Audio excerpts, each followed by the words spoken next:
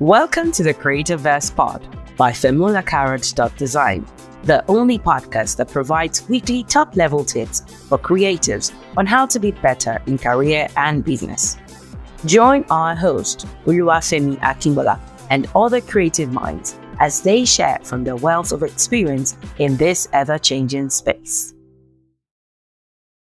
Setting healthy boundaries as creatives can be quite challenging for some certain set of people. Just know this one thing, that without setting healthy boundaries, finding yourself burnt out or unduly taken advantage of. So, how do we set boundaries? Widely believed that a lot of startups don't respect employee boundaries, expecting them to be available at any given time X of the day. We realize and recognize, especially as creatives, that this is rather unhealthy. So, as a creative myself, I've been able to come up with 8 solid ways in which you can set boundaries, either as a career creative or as a business creative. You run a business or you are in the career line. So, here are they. But before I start mentioning the 8 ways, let me just first define boundaries. Simply, we can say boundaries are clear lines that define where to stop or where some things can go beyond. We can keep talking about boundaries and variation of boundaries, but according to this episode, we're talking about boundaries in line of our world, which is the creative world. So let's just jump into the things to do to set boundaries.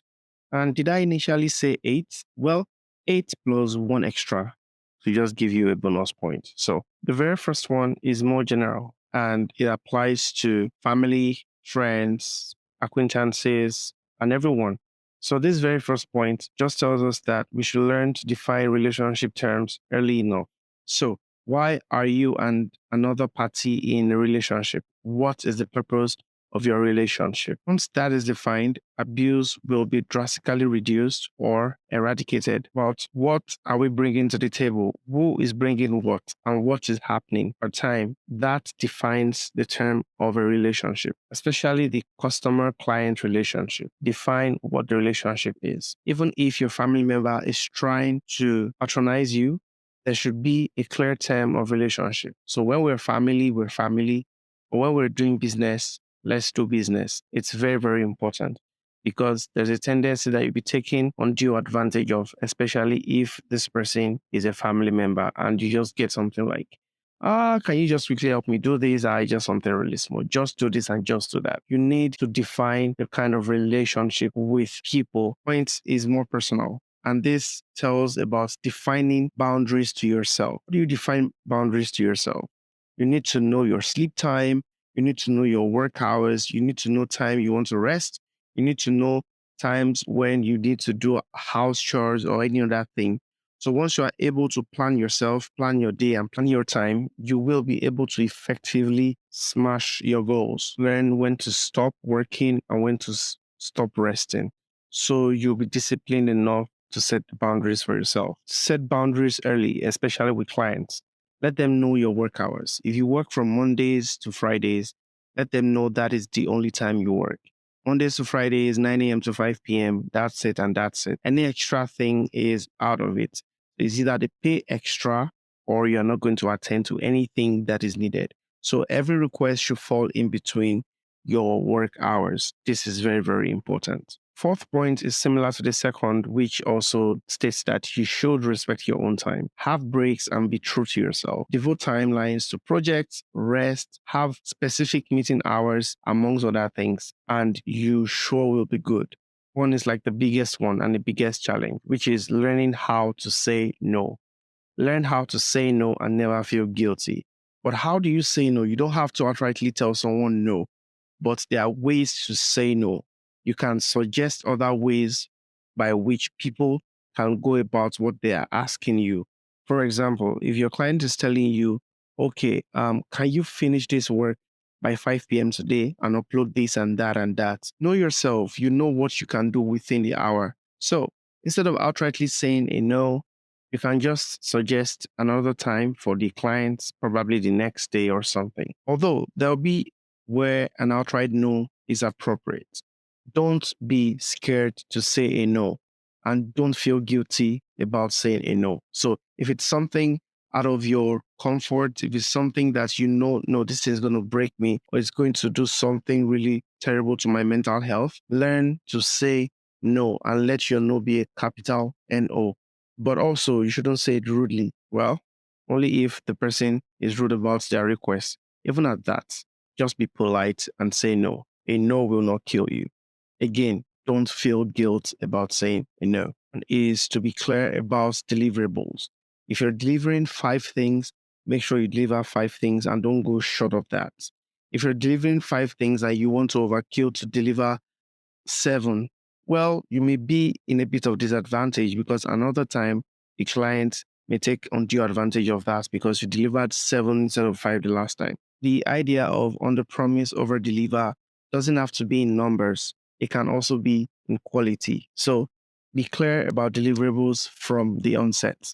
Live up to your words. Very great point is to be consistent about setting boundaries.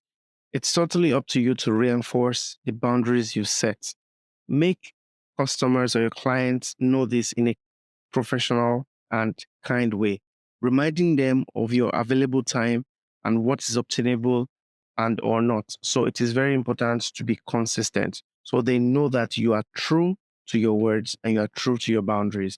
And every time they interact with you, they remember that this is what this person wants and this is what must be done. The 8th point is to respect other people's time. Promise to deliver something at a certain time, drop it at that time. Respect their time. If there's a meeting set for 8 p.m., don't get there 8:02 or 8:01. In fact, you can get in there 2 minutes before or 1 minute before. Just make sure that you respect other people's time. And last point I'm going to put under respecting people's time and talking about deliverables is doing what is expected of you. Are you supposed to be in a meeting at a particular time? Are you supposed to deliver X number of works? Are you supposed to do this or that? Make sure you meet all the deadlines and make sure you meet all the deliverables. It's me. You'll be so much respected. I cannot overemphasize it enough. Creative guys, graphic designers, we should all learn to contract, learn to do contracting. So if you have a client, learn to draft a contract. We have a lot of templates out there.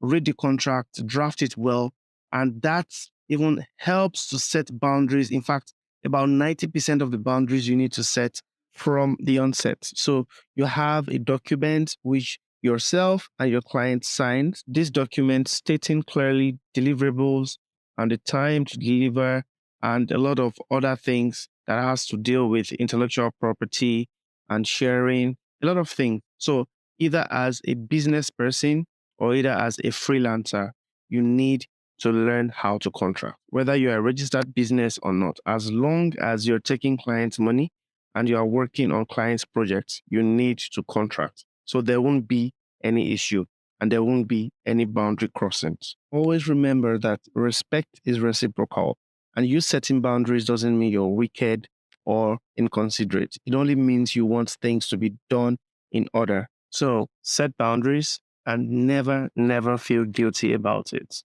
Thank you for tuning in again. See you in the next episode. Bye. We appreciate you joining us for this episode. Be sure to rate, review, and subscribe to the channel. Also visit femulacarrot.design for more info and access to resources that will help you reach your desired goals in career and business. That's femulacarrot.design. Until next time, stay creative.